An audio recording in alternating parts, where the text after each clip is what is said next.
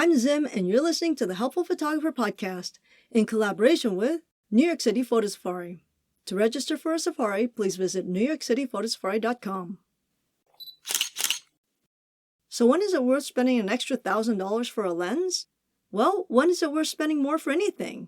This is a really tough question to answer, and it all depends on your priorities, your budget, and your tolerance for physical pain. Yeah, I said physical pain. When it comes to lenses, in general, the better the lens, the more it's going to weigh if we're comparing apples to apples.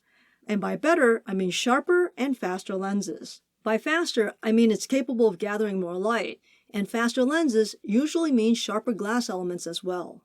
But to get to those two things, the lens usually has to get bigger. And by bigger, I mean a lot bigger. Take the Nikon Z50mm 1.8. It weighs 415 grams, while the 1.2 version comes in at a whopping 1,090 grams. Holy cow! So instead of asking someone if they can afford the extra $1,000, the first question I always ask is, are you willing to put up with the extra weight? By the way, the 1.8 is about $600, while the 1.2 is almost $2,200. So it's more than twice the weight and 3 times the price. Several years ago, a friend of mine asked me to help her purchase a lens. It was the Canon 70-200mm f4.0. I suggested that she upgrade to the 2.8 as it's a beautiful lens which I absolutely love. But she declined due to the weight. Although I really felt this was a mistake, she has been incredibly happy with it and has never looked back. As a matter of fact, whenever we've traveled together, she has always looked at my big old 2.8 and shakes her head, happy as a clam that she's not lugging that around.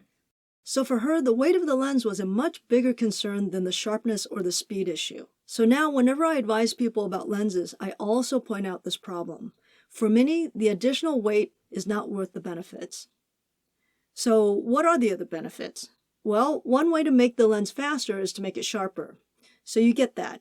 But most photographers will never be able to capitalize on that little bit of extra sharpness. And I always love the portrait shooters who are shooting the 1.2 and then kind of blur everything out in post-process because they like that look. Or they print on canvas, which means you're never going to see that sharpness. Ever. A lot of photographers will claim that they need the shallow depth of field. But depending on how close you are to the subject, you may only see a ½ ounce of difference. But the problem is, as you get closer to the subject and your depth of field gets shallower, it will be increasingly difficult to hold focus where you want it. Many will argue that you should never shoot a lens wide open, and in the least, you need to close down all lenses at least one stop.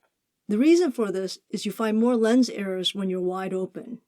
This effectively would make a 2.0 a 2.8, and a 2.8 a 4.0, and so on.